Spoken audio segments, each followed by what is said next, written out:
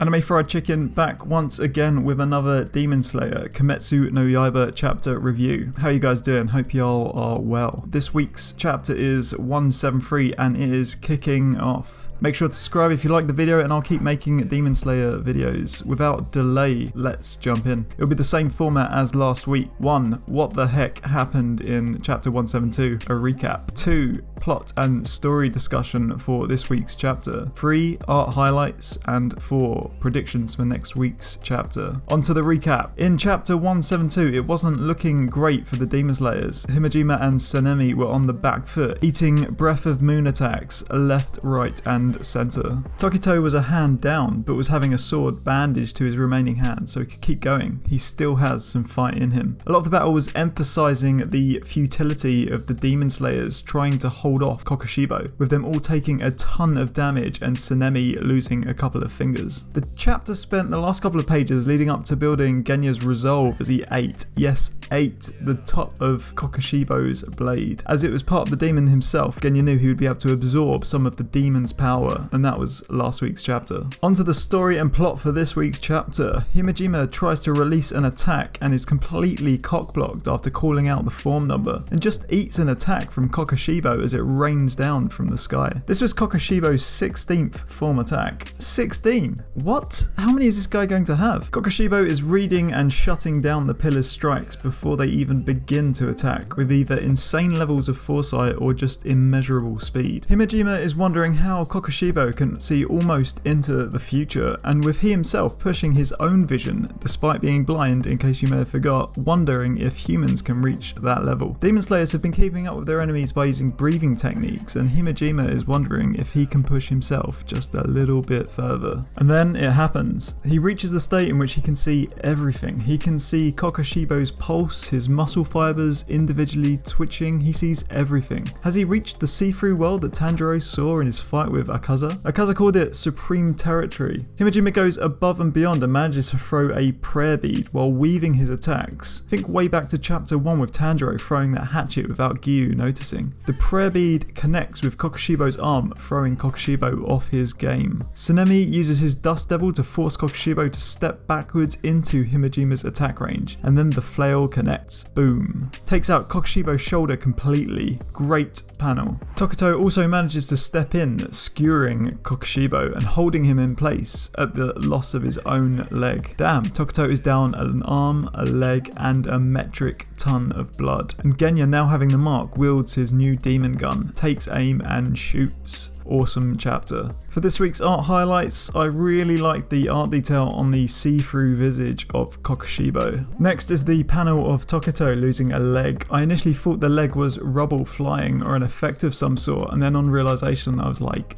damn.